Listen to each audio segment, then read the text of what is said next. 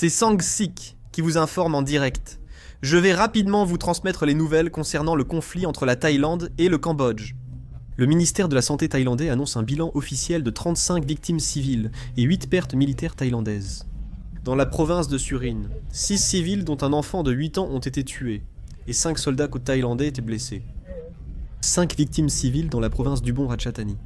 Dans la province de Sisaket, on dénombre 23 victimes civiles et 3 militaires thaïlandais. Un civil a été blessé dans la province de Buriram. Selon l'armée thaïlandaise, l'armée cambodgienne a déployé des chars à la frontière de Sisaket et au moins 2 véhicules blindés cambodgiens ont été détruits par les forces thaïlandaises. Le ministère thaïlandais de l'éducation a fermé temporairement les écoles près de la frontière suite aux affrontements avec le Cambodge, mais cela reste à confirmer. Le Premier ministre cambodgien a appelé le Conseil de sécurité de l'Organisation des Nations Unies à une réunion d'urgence pour stopper l'agression de la Thaïlande, tandis que les affrontements s'intensifient entre les deux pays. Le Premier ministre cambodgien a déclaré que l'armée thaïlandaise avait attaqué de manière planifiée et délibérée, sans provocation, les positions cambodgiennes situées dans la région frontalière. Dans une lettre adressée au président du Conseil de sécurité des Nations Unies, il a accusé l'armée thaïlandaise d'avoir violé le droit international. Dans un message Facebook jeudi matin, le Premier ministre cambodgien Manet a appelé au calme face aux tensions croissantes avec la Thaïlande. Le Cambodge a toujours adhéré au principe de résolution pacifique des conflits.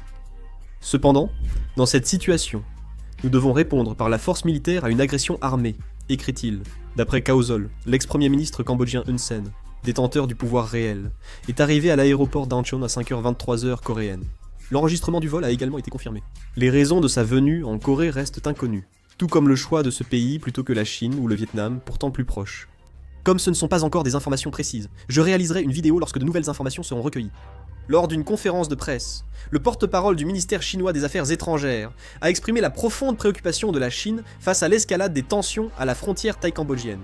Gao Jiakun, porte-parole du ministère chinois des Affaires étrangères, a déclaré que la Chine espère que les deux parties résoudront les problèmes par le dialogue, ajoutant que Pékin maintiendra une position juste et équitable. Le ministère britannique des Affaires étrangères a mis en garde les citoyens voyageant à la frontière Thaïlande-Cambodge de faire preuve de prudence et de suivre les consignes des autorités locales. Fin de la vidéo, merci.